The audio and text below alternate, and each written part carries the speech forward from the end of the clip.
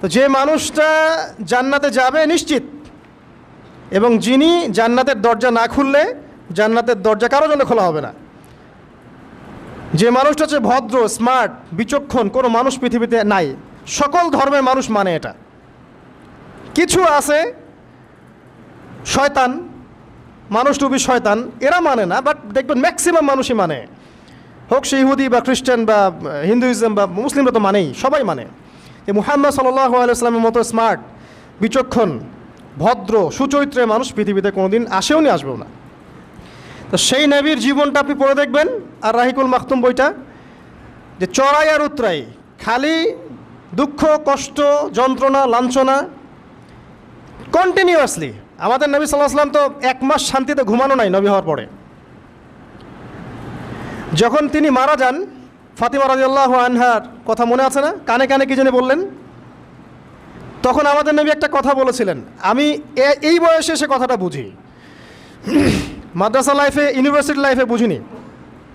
নবীজি বলেছিলেন তার মেয়েকে, ফাতিমা রাদিয়াল্লাহু আনহা তার কষ্ট দেখে কান্নাকাটি শুরু করলেন। আমাদের নবীজি তাকে কাছে ডেকে বললেন কানে কানে যে কি জানি একটা বললেন। তারপর ফাতিমা রাদিয়াল্লাহু আনহা চুপ করে গেলেন। তো পরে জিজ্ঞাসা করা হলো কি বলেছিলেন। তিনি বললেন, আল আব্বাজান বলেছেন, আজকের পর তোমার আব্বার কোনো কষ্ট থাকবে না, আর তুমি আমার পরিবারের মধ্যে সবার আগে আমার সাথে সাক্ষাৎ করবে। এই যে আজকের পর আমার আব্বার আর কোনো কষ্ট থাকবে না, এর মানে বোঝেন, মানে সারাটা নববী জীবন কত যে কষ্ট নবী সাল্লাল্লাহু আলাইহি ওয়াসাল্লামকে সহ্য করতে হয়েছে।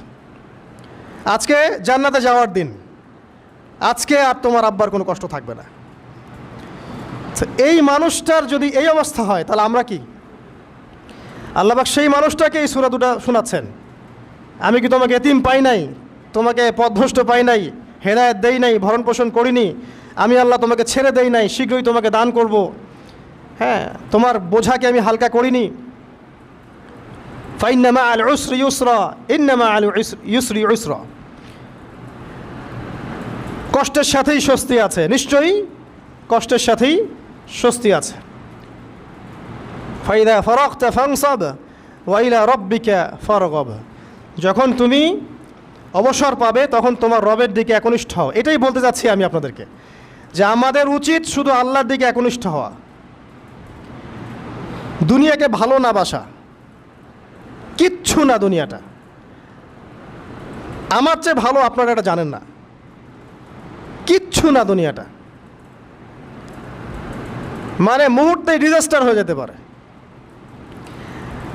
আর যাদেরকে নিয়ে এই দুনিয়া, আমাদের মা বাবা, ভাই বোন, আত্মীয় স্বজন, স্ত্রী সন্তান, এরা সবাই যে যার হক চাচ্ছে, তাদের হক দিয়ে দেন, আপনি খুব ভালো, দিতে পারবেন না, আপনি ভালো না। সারাটা জীবন করতে থাকেন, দেখবেন একদিন দিতে পারেন নাই, সে আপনাকে চিনবে না। নবী সাল্লাল্লাহু আলাইহি ওয়াসাল্লাম বলেননি এই কথাগুলো? জাহান্নামে যাওয়ার কারণ এগুলো উল্লেখ করেন নাই? কিসের আত্মীয় আর কিসের আপনজন আর কিসের অফিসের বস আর কিসের কি, সবাই সবার স্বার্থ নিয়ে পড়ে আছে। শুধু একজন সত্তা আপনার কাছে স্বার্থ চায় না, সে কে?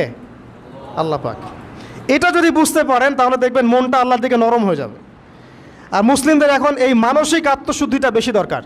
ইতিহাসে এমন কোনো মানুষ জন্মেছে যে সর্বজন গ্রাহ্য? পৃথিবীর ইতিহাসে এমন কোনো মানুষ জন্মায়নি যে পৃথিবীর প্রত্যেকটা মানুষকে খুশি করতে পেরেছেন। আপনি পৃথিবীর প্রত্যেকটা মানুষকে খুশি করতে পারবেন না। আপনি নিজের ট্রু কলিং নিয়ে এগোতে থাকবেন। কিছু মানুষ যারা আপনাকে জেনুইনলি ভালোবাসে, তাদের জন্য কাজ করবেন, তারা আপনাকে ভালোবাসবে, এতটুকুই এনাফ। সেটা যেই কাজই করেন। এই কথাটা যদি আমাকে অনেক আগে কেউ বলতো, আমার জীবনটা অনেক ইজিয়ার হতো। কারণ আসলে আমরা সবসময় চিন্তা করি যে সবাইকে খুশি করতে হবে, সবাইকে, অফিস এনভায়রনমেন্টেও মনে হয় যে সবাইকে খুশি করতে হবে, পাবলিক লাইফে, সোশ্যাল গ্যাদারিংসে সবাইকে খুশি করতে হবে, but it's not possible. Human nature. আপনি মানুষের চোখে বড় হতে চাচ্ছেন, কিন্তু আপনি খেয়াল করছেন না মানুষের চোখে বড় হলে there are going to be jealous people who are going to be trying to pull you down, তাই না? তাদেরকে তো আসলে খুশি করতে পারবেন না, পারবেন? তো সবাইকে খুশি করতে চাবেন না, শুধু জেনুইনলি নিজে এবং নিজের আশেপাশের ভালোবাসার মানুষগুলোর খুশির কথা চিন্তা করে ডিসিশন নেবেন। দেখবেন বাধা বিপত্তি একদম ইরেজ হয়ে গেছে।